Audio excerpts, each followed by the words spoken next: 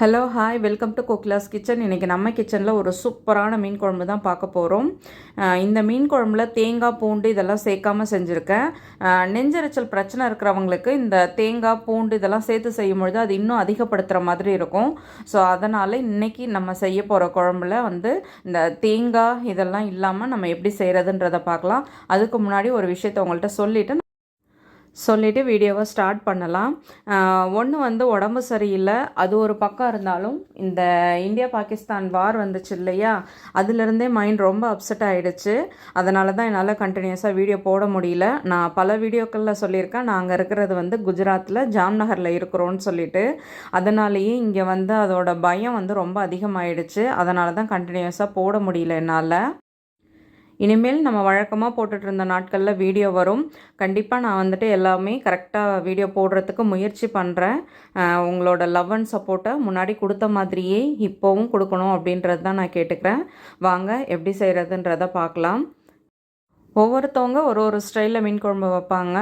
நானும் என்னோடய ஸ்டைலில் நான் தேங்காய் அரைச்சி ஊற்றி தான் செய்வேன். கொஞ்சம் வித்தியாசமாக இது தேங்காய்லாம் இல்லாமல் செய்கிறது, வேறு ஒன்றும் கிடையாது.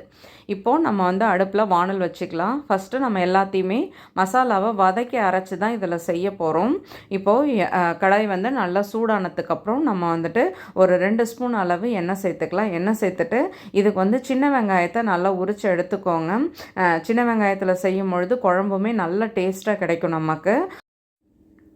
இப்போது சின்ன வெங்காயம் ஒரு 10 சின்ன வெங்காயம் கிட்ட உரிச்சு எடுத்துக்கலாம். ஒரு தக்காளி, பழுத்த தக்காளி எடுத்திருக்கேன். நான் கம்மியான அமௌண்ட் செய்கிறதுனால இந்த அளவு சொல்கிறேன். நீங்கள் இதே ஜாஸ்தியாக செய்கிறீங்கன்னா கொஞ்சம் அதிகமாக எடுத்துக்கோங்க. இப்போ எண்ணெய் சூடானதும் ஃபஸ்ட்டு சின்ன வெங்காயத்தை நல்லா வதக்கிக்கலாம். தக்காளியை அப்படியே சேர்த்துக்கோங்க.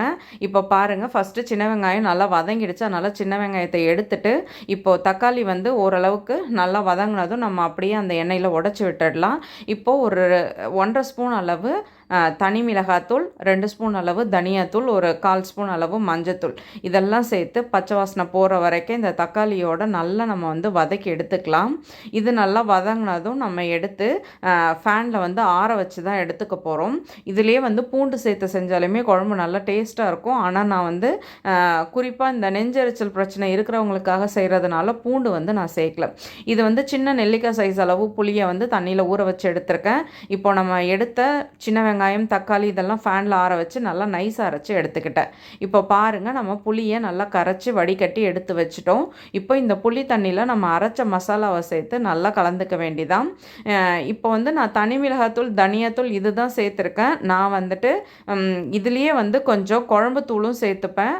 நம்ம வீட்டில் இருக்கிற சாம்பார் தூள்னு சொல்லுவோம் தெரியுமா, நார்மல் குழம்புக்கு யூஸ் பண்ணுற அந்த தூளில் இருந்தும் ஒரு ஸ்பூன் அளவு சேர்த்துக்கிட்டிங்கன்னா நல்லாயிருக்கும். இந்த ஸ்டேஜ்லேயும் சேர்த்துக்கலாம், பின்னாடியும் சேர்த்துக்கலாம். இப்போது அகைன் 2 ஸ்பூன் அளவு எண்ணெய் சேர்த்துட்டு நம்ம கரவடம் சொல்கிறோம் இல்லையா, அதுதான் தாளிப்புக்கு போட்டிருக்கேன். அடுத்து கொஞ்சம் கருவேப்பிலை, ஒரு பச்சை மிளகாய் சேர்த்து நல்லா வதக்கிட்டு இப்போது நம்ம கரைச்சி வச்சுருக்க புளி தண்ணியை தான் இதில் சேர்க்க போகிறோம். இப்போ பாருங்கள், புளி தண்ணியை இது கூட சேர்த்தாச்சு. இப்போது இதை நல்லா கொதிக்க வைக்க வேண்டியதான். இந்த ஸ்டேஜில் நம்ம குழம்பு தூள் சொன்னோம் இல்லையா, அந்த குழம்பு தூள் தான் நான் ஆட் பண்ண போகிறேன். நீங்கள் முன்னாடியே ஆட் பண்ணாலும் தப்பு கிடையாது, நீங்கள் சேர்த்துக்கோங்க. இப்போ காரம் நமக்கு எவ்வளோ தேவையோ அதுக்கு தகுந்த அளவு சேர்த்துக்க வேண்டியதான். காரம் உங்களோட சாய்ஸு. நான் கம்மியாக தான் குழம்பு வச்சுருக்கேன். ஸோ இன்றைக்கி நான் சங்கரா மீன் தான் எடுத்திருக்கேன். அந்த தலையும் வாலும் மட்டும்தான் எடுத்து வச்சுருக்கேன். இப்போ பாருங்கள், குழம்பு நல்லா கொதிச்சு வந்துடுச்சு. அதோட பச்சை வாசனெல்லாம் போனதுக்கப்புறம் நம்ம க்ளீன் பண்ணி எடுத்து வச்சுருக்கேன் இந்த சங்கரா மீன் எடுத்து இதில் போட்டுட்டு ஒரு 5 மினிட்ஸில் அப்படியே ஆஃப் பண்ணிட வேண்டியதான். இப்போ குழம்புமே நம்மளுக்கு இந்த அரைச்சி செய்கிறதுனால நல்லா திக்காக இருக்கும். ஆக்சுவலாக தேங்காய் நம்ம டேஸ்ட்டுக்கு ஒன்று சேர்த்தாலுமே குழம்பு ரொம்ப தண்ணியாக இருந்தால் நல்லா இருக்காது. கொஞ்சம் ஓரளவுக்கு திக்காக இருந்தால் தான் நல்லாயிருக்கும். இப்போ பாருங்கள், நம்ம அரைச்சி சேர்த்து செஞ்சதுனால குழம்புமே நல்லா ஓரளவுக்கு நல்லா திக்காகவே இருக்குது. இப்போ ஒரு 5 மினிட்ஸ் அப்படியே நம்ம அப்படியே மூடி போட்டு விட்டுடுவோம். குழம்பு நல்லா கொதிச்சு வந்துடுச்சு, மீனுமே நல்லா வெந்துடுச்சு. இப்போ நம்ம பிளேட்டில் மாற்றிட்டு பார்க்கலாம். சூப்பராக நம்மளோட மீன் குழம்பு ரெடி ஆகிடுச்சு.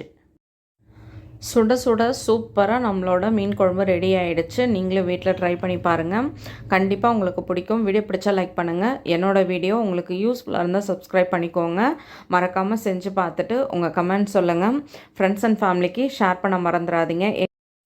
எங்களை மாதிரி இருக்கிற சின்ன யூடியூப் சேனலில் சப்போர்ட் பண்ண மறந்துடாதீங்க. உங்கள் லவ் அண்ட் சப்போர்ட்டை எப்பொழுதுமே எங்களுக்கு கொடுத்துட்டே இருங்க. தேங்க்யூ.